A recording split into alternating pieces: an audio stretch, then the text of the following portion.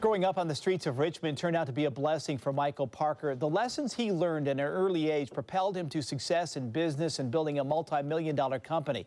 He writes about his secrets for success in his new book. It's called Who Said So? And Michael Parker joins me today. Good morning. Thanks for coming by. How are you?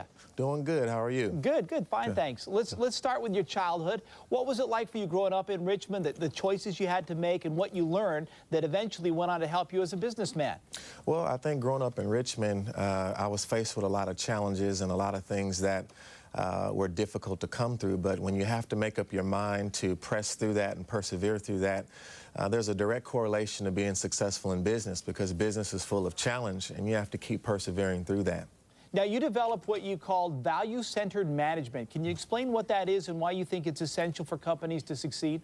Well, it's essential because it's an extreme focus on the customer. Allowing the customer to be your CEO, focusing in on what your customer values is the answer to all business. And this is why when you begin to move through all the bureaucratic departments and silos and learn how to truly focus on your customer, there's no way you can lose. So there's companies out there that don't think about what the customer wants?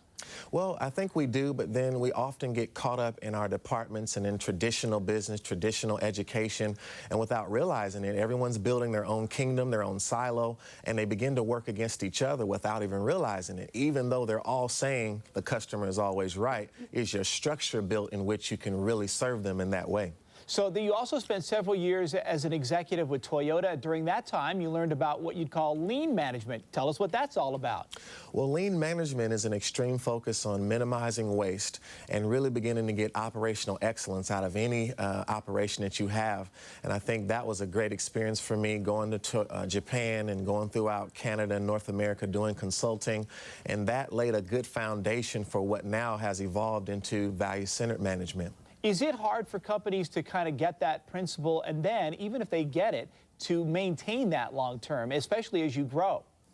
I think it's extremely hard, and because really it's kind of deceptive. You start off with good intentions, but then as you grow and as your departments get bigger, as the politics get bigger, as all the personalities get involved, it gets more and more difficult to really stay focused on that customer and make sure that you align the organization at all times to be completely focused on what the customer is asking for. Now, you also like to give back to young people, and with that, you came up with Life Skills 411. Talk about what that is.